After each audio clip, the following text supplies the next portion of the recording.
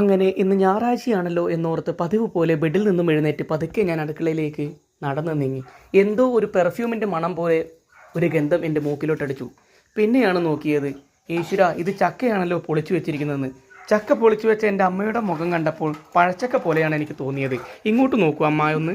പഴച്ചക്ക പോലത്തെ മുഖം എൻ്റെ അമ്മയുടെ കണ്ടപ്പോൾ എനിക്ക് ഇന്ന് മനസ്സിലായി, ഇന്നും മുരിങ്ങടയിലും ചക്കക്കുരുമാണ് ഇവിടെ കറിയെന്ന്.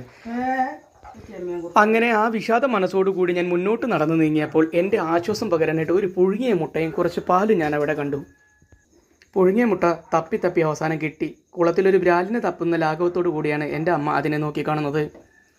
വളരെ വിശാല മനസ്കൃതിയാണ് എൻ്റെ അമ്മ. ആ ഒരു മുട്ട എനിക്ക് തന്നെയാണ്. പകുതി ചോദിക്കില്ല എന്ന വിശ്വാസത്തോടു കൂടി ഞാൻ അതിൽ കൈവയ്ക്കാൻ പോവുകയാണ്. ഇത് പുതിയൊരു മോഡലുള്ള സംസാരമാണമ്മ. ഇനി മുതൽ ഇവിടുന്ന് അങ്ങോട്ട് എൻ്റെ സംസാര രീതി ഇങ്ങനെയായിരിക്കും. സംസാരവും തല്ലും തമ്മിൽ എന്താണ് ബന്ധം?